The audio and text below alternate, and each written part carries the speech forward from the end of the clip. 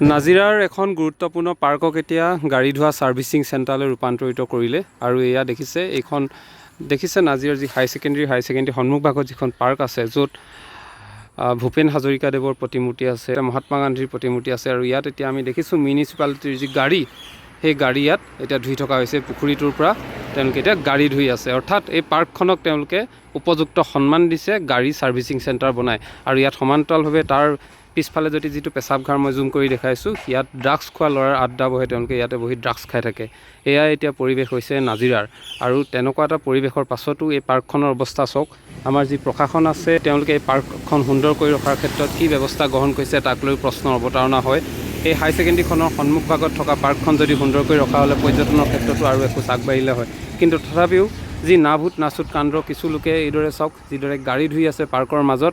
Servicing centre বনাইছে আচলতে নাজিৰাৰ যি উদ্যান, এই উদ্যানখন, যিখন উদ্যানত এটা সময়ত আমি দেখিছোঁ এনেকুৱা ধৰণৰ অনুষ্ঠান, বিভিন্ন ধৰণৰ সামাজিক অনুষ্ঠানো তেওঁলোকে আয়োজন কৰিছে।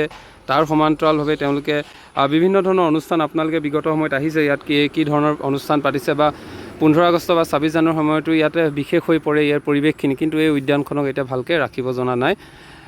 আৰু গ্ৰন্থমেলাও এটা সময়ত ইয়াত পতা দেখিবলৈ পোৱা গৈছিলে। আৰু এই পাৰ্কখনক এতিয়া এইদৰে গাড়ী ধুই এতিয়া তেওঁলোকে এটা গাড়ী ছাৰ্ভিচিং চেণ্টাৰ বনোৱাৰ যিটো উপক্ৰম কৰিছে, এয়াই হৈছে বৰ্তমান সময়ত নাজিৰাৰ পৰিৱেশ, য'ত সৌন্দৰ্য বৰ্ধনৰ ক্ষেত্ৰত তেওঁলোকে বিশেষ গুৰুত্ব প্ৰদান কৰাৰ পৰিৱৰ্তে এইদৰেই পাৰ্কখন সম্পূৰ্ণৰূপে ধ্বংস কৰা হৈছে। ইয়াত বিভিন্ন ধৰণৰ প্ৰান্তৰ পৰা ল'ৰা আহি ইয়াত ড্ৰাগছ খোৱাৰ লগতে ইয়াত বিভিন্ন ধৰণৰ খেল ধেমালি খেলিব পাৰে, এইটো সুবিধা কৰা হৈছে। তথাপিও কিন্তু ইয়াত যি ধৰণৰ পৰিৱেশৰ সূচনা কৰি পাৰ্কখন সম্পূৰ্ণৰূপে ধ্বংস কৰা হৈছে, তাক লৈহে প্ৰশ্ন অৱতাৰণা হয়। ইয়াত দেখিছে আপোনালোকে গাড়ীখন এতিয়াও তেওঁলোকে ইয়াত গাড়ী ধুই আছে। এইদৰে যদি এখন পাৰ্কক যদি এনেকৈ গা ধুই পাৰ্কখন গাড়ী ধুৱাই যদি ছাৰ্ভিচ চেণ্টাৰলৈ ৰূপান্তৰ কৰিবলৈ হয়, ইয়াত ওচৰতে আছে বৰেণ্য ব্যক্তিসকল।